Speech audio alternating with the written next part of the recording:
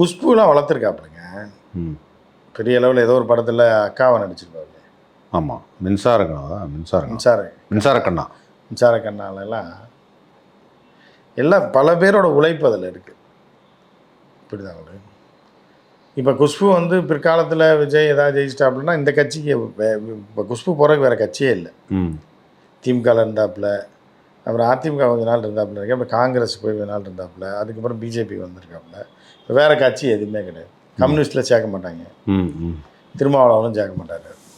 ஏன்னா அது ஒரு மாதிரி போயிடும். பாமகவில் பிரச்சனை, குஷ்புவை சேர்க்க மாட்டாங்க. இப்படி இருக்கும்போது மீதி ஒரே கட்சி இப்போ விஜய் ஆரம்பிச்சதுனால வரலாம், வாய்ப்பு இருக்குது. ஸோ அந்த மாதிரி தான் போயிட்டுருக்கு. ஆரம்ப காலம் விஜய் வந்து ஒரு நல்ல அவங்க அப்பா பார்த்து வளர்த்தார். சிவாஜி கணேசனோட ஒரு படம் பண்ணிடணும், விஜயகாந்தோட படம் பண்ணிடணும். அந்த காலகட்டத்தில் ஏன் விஜய்க்கு இவ்வளோ வெறி ரஜினிகாந்த் மேலேன்னா, ரஜினிகாந்த் படத்தில் நடிக்கலைன்னு நினைக்கிறேன். நடிக்கல இல்லை, விஜயகாந்த் தான் உதவினார். ரஜினிகிட்ட அவங்க அப்பா அந்த காலத்தில் நிறையா படம் எடுத்தார்ல, போய் கேட்டிருக்காரு, தம்பியை கொஞ்சம் சேர்த்து கொடுங்க அப்படின்னு. அவர் பார்த்தோன்னே கண்டுபிடிச்சிருக்காரு, இல்லை வேண்டாம், இந்த பையனை வேண்டான்னு. அந்த வெறுப்பு தான் இன்றைக்கி வரைக்கும் விஜய்க்கு இருக்குது. பார்த்திங்கன்னா ரஜினிகாந்த் அழிக்கணும், ஒழிக்கணும், நான் தான் சூப்பர் ஸ்டாரு அப்படின்லாம் பண்ணது காரணம் என்னென்னா, ஆரம்ப காலத்தில் அவர் நாங்கள் யோசிக்கவே இல்லை. கரெக்டு தான், அந்த காலத்தில் இல்லைன்றதுக்காக தான் அவரை அழித்தொழிக்கணுன்றது தான் விஜய்க்கு ஆள் மனசில் இருக்கக்கூடிய ஒரு இது. இப்போ Kamal sir super star, Kamal sir கூட தான். கமல் சார் சம்மந்தம் இல்லை. இவங்க அப்பா என்ன நினச்சாருன்னா, அவங்க அப்பா கமல் சாரை வச்சு டைரக்ட் பண்ணல. ஆமாம், ரஜினிகாந்த் வச்சு 3-4 படம் பண்ணார். அது இதெல்லாம் ஹிந்தியிலலாம் பண்ணார். பண்ணும்போது அவர் இந்த பையனை கைவிட்டோடனே இந்த சின்ன பையன் பார்த்துட்டே இருந்திருக்கான், என்னை வந்து கூப்பிட்டு வைக்கலையா, நான் ஒரு நாளைக்கு வருவேன் சூப்பர் ஸ்டாரா, அன்னைக்கு ஒழிச்சு கட்டுறேன்னு தான் ரஜினிகாந்தை வந்து வம்புக்கு இழுத்தது. கலாநிதி மாறன் சொன்னாப்புல இல்லை, அவர் வயசு வரைக்கும் நீ உயிரோடு இருப்பியானே தெரில முதல்ல அப்படின்னு. ஸோ அந்த மாதிரிலாம் இதெல்லாம் விஜய் வந்து ஒரு மிகப்பெரிய ஒரு சைக்கிக் கேரக்டர். பழி வாங்குகிற குணம், அடமன்சி, அதுக்கப்புறம் வந்து எப்படின்னா இதை நம்ம செஞ்சே ஆகணும். இவெல்லாம் எவனுமே ஆள் கிடையாது விஜய்க்கு முன்னாடி. விஜயோட தாட் என்னென்னா, கடவுளுக்கு அடுத்து நம்ம தான். இதுதான் அந்த மாதிரியான ஒரு தாட்டு. கொஞ்சம் இறங்கி போகிறது ஒரே ஒரு நடிகைக்கு தான், அது பேர் சொல்ல வேண்டாம். கொஞ்சமாக இறங்கி போய் அந்த நடிகைக்காக ஒரு தியாகமாக ஒரு சந்திக்கணும் அப்படின்ற ஒரு பாசம், பிரியம் அப்படின்றது எனக்கு தெரிஞ்சு 1-2 பெத்த தாய் தந்தை மேலே கூட கிடையாது. புரியுதா அவனுக்கு? அவங்க அப்பாலாம் வந்து பார்த்து வளர்த்தார். அந்த காலத்தில் சின்ன வயசில் யாராக இருந்தாலும் அப்பாவாக இருந்தால் 2 கொட்டு வைக்க தான் செய்வேன், காதை பிடிச்சி திருகிறது, 2 அறை விட தான் செய்வேன். அதை வந்து 50 வயசில் பழி வாங்குகிற ஒரு பையன் நீங்கள் பார்த்துருக்கீங்களா? பார்த்துருக்க மாட்டீங்க. இப்போ பார்க்கலாம் நீங்கள். சின்ன வயசில் அவங்க அம்மா செல்லமாக வஞ்சிருவாங்க, அந்த அம்மா மூஞ்சிலே முழிக்காமல் வச்சது.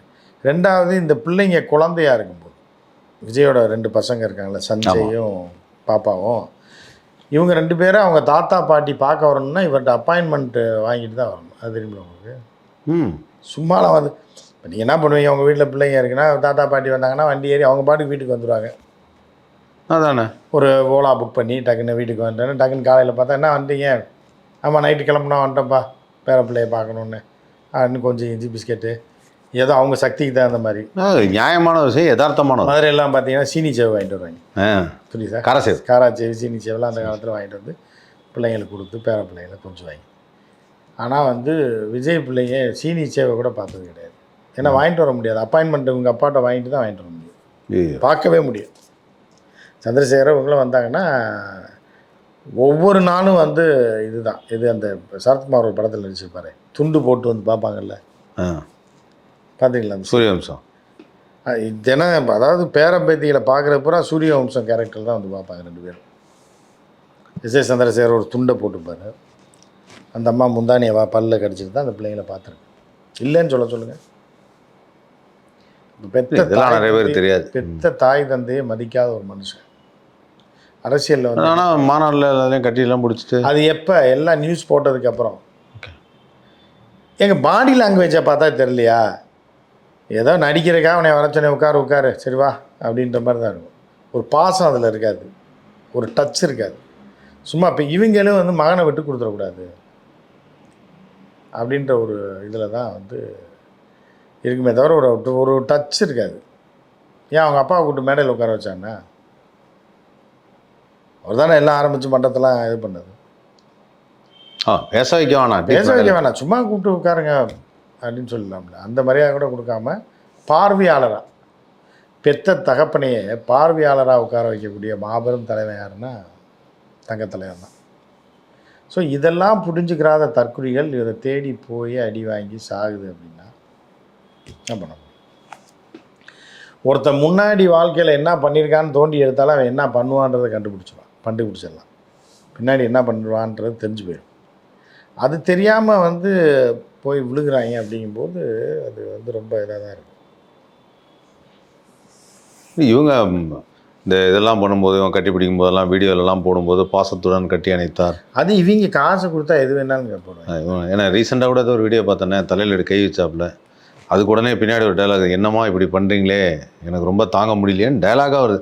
யாரோ ஒருத்தர் ஒருத்தர் எழுதுவாங்க, வேற ஒருத்தர் வாய்ஸ் ஓவர் கொடுத்துட்ருக்குறாங்க. அவரு பார்த்துட்டு போயிட்டாப்புல. அவர் பார்த்துட்டு போயிருக்காப்புல, நீ ஏமா வந்த அப்படின்னு. உன்னை யாருமா வர சொன்ன, நீ வேற வந்து என் உயிரை வாங்குற அப்படி தான் நினச்சிருப்பாப்புல. ஸோ அந்த பையன் எங்கே போனான்? பையன் படிச்சுட்டு கனடாவில் படிச்சுட்டு எங்கே இருக்காப்புல? இங்கே தான், இங்கே இப்போ டேரக்ஷனில் இறங்கி. போன வாரம் கூட பார்த்தேன். நீங்கள் கேட்கணும், நீங்கள் கனடான்றீங்க. இல்லையா, கனடாவில் படிச்சுட்டு இப்போ டேரக்ஷனில் அடிச்சுட்டாப்புல. பையனை எங்கே, வேற சன் தெரில, இங்கே தான் இருக்காரு, சென்னையில் இருக்காரு. வீட்டில் இல்லை, ஃபேமிலி இல்லை, பெத்த தாய் தகப்பன் இல்லை. அப்படி இருக்கும்போது நீங்கள் எந்த பையன் எங்கே இருக்காப்புல? ஜெய்சன் இங்கே தான் இருக்காப்புல. இதான் டைரக்ஷன் பண்ண போகிறாப்புல. இல்லை, ஆமாம், தனியாக இருக்கா. நல்ல டைப்பா ஜெய்சன் வந்து. ஜெய்சன் எனக்கு சின்ன வயசுலேருந்து தெரியும், ரொம்ப நல்ல டைப். கேள்விப்பட்ட வரைக்கும் நல்ல டைப் தான். ஜெய்சன் வந்து அவங்க அம்மா மாதிரி.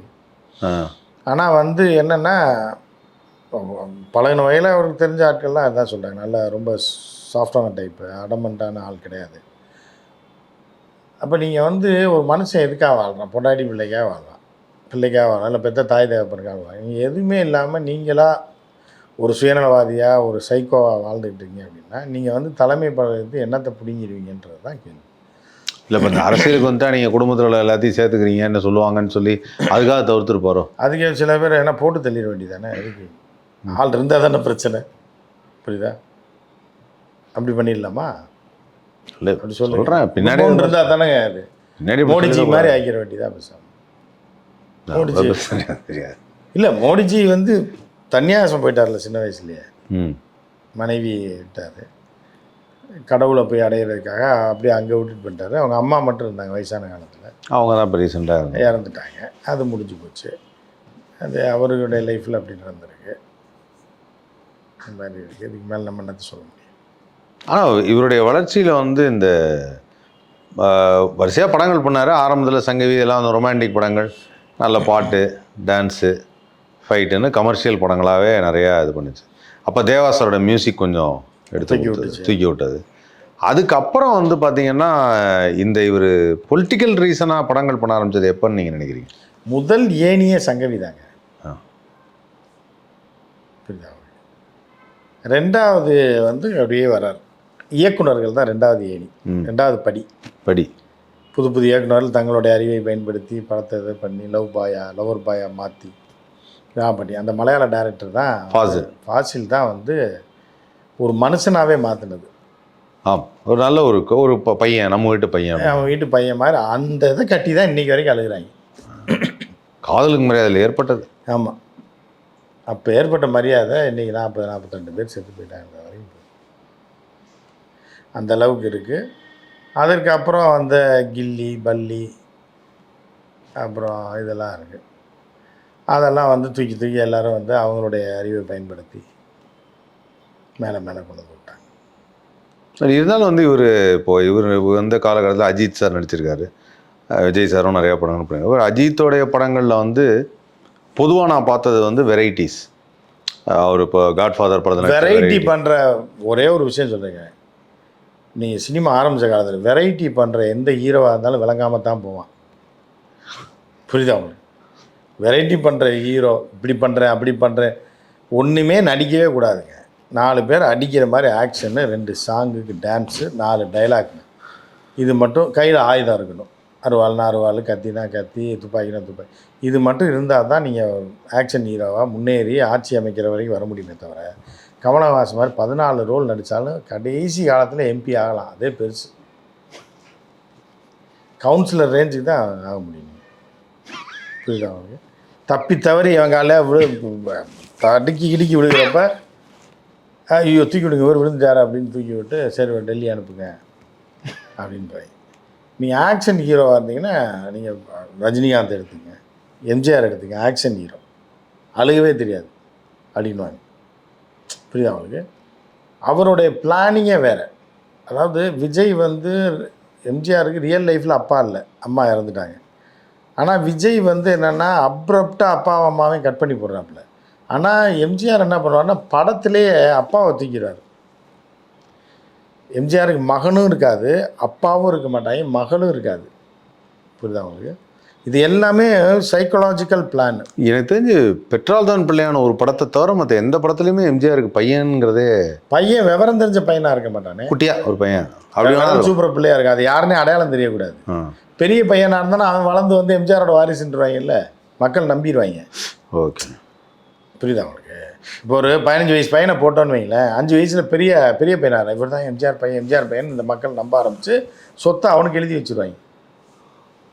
எம்ஜிஆர் இறந்துட்டார், இந்த பையன் தான் முதல்வர் ஆகணுன்றாங்க. அதனாலே எம்ஜிஆர் அவாய்ட் பண்ணிட்டார். ஒரு குழந்தைய நடிக்க வச்சுப்பார். அந்த குழந்தையே போய் நாளைக்கு வளர்ந்து 20 வயசில் போய் நான் தான் நடித்தேனாவே நீ எம்ஜிஆருக்கு மகனாக நடிச்சாகும். அப்படி பார்த்தா பெட்ரோல் தான் பிள்ளையால கமலஹாசன் நடித்தாரோ? கமலஹாசன் பையனாவா நடித்தார்? பையனாக நடித்தார். அதான் பெட்ரோல் தான் பிள்ளையானா எங்கேருந்தும் அனாதையாக இருக்க பிள்ளையா? இதுதான் சைக்காலஜின்றது. அப்போ எம்ஜிஆர் பிள்ளை இல்லையா? அதுவும் இல்லைன்னு கற்று எடுத்து ரோட்டில் படுத்துருந்ததை தூக்கிட்டு வந்து வளர்த்துருக்காரு. இது கிடையாதுப்பா, இது தலைவரோட பிள்ளை. இப்படி பார்த்தா எம்ஜிஆரோட அரசியல் வாரிசு கமலஹாசன் தான். இல்லை அப்படின்னு சொல்லலையே, அவர் யாரையுமே சொல்லலை. அதுதான் எம்ஜிஆர் படத்தில் சைக்கலாஜிக்கலாக அப்பாவே இருக்க மாட்டேன். அப்பா இருந்தால் என்ன ஆகும்னா, இது எம்ஜிஆருக்கு அப்பாயா டப்புன்னு சொத்தை எழுதி கொடுத்துருவாங்க. அதனால் எம்ஜிஆருக்கு அம்மா மட்டும்தான். அதுவும் வந்து அம்மா வந்து மேக்சிமம் முண்டச்சியாக தான் இருக்கும்.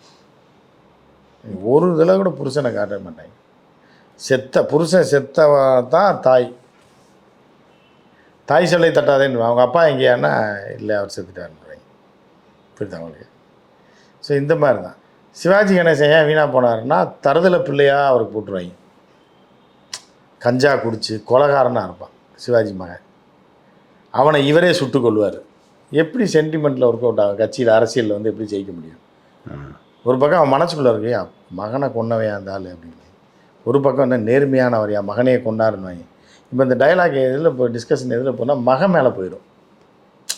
இந்த படத்தில் மகன் நடிச்சிருப்பான். ஒரு படத்தில் அன்புள்ள அப்பா எம்ஜிஆருக்கு ஏதாவது பிள்ளை நடிச்சிருக்கான்னு பார்த்தீங்களா?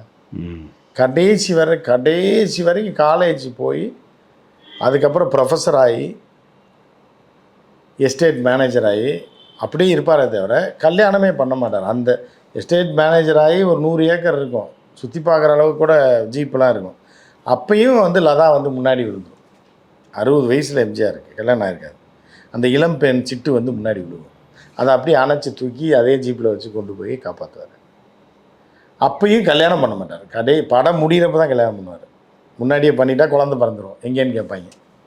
முன்னாடி சீன்லேயே இன்டர்வல் சீன்லேயே கல்யாணம் பண்ணிட்டாருன்னா இவ்வளோ நேரம் தலைவர் ட்ராவல் பண்ணியிருக்காரு, இன்னும் குழந்தை பிறக்கலைன்றாங்க. அதனால் படம் முடிஞ்சு வீட்டுக்கு போவாங்க பாருங்கள். சுபம் போடுறதுக்கு முன்னாடி தான் தாலியை கட்டுவார். வீட்டுக்கு ஓடு, கல்யாணம் ஆயிடுச்சு எம்ஜிஆருக்கு ஓடு, அடுத்த படத்தில் பார்த்துக்கலாம். அடுத்த படத்தில் வந்து எங்கேயா தாலி கட்டினார் குழந்தை, அது அந்த படம் வேறையா இந்த படம்ன்றாங்க. இது எல்லாமே சைக்காலஜி தான்.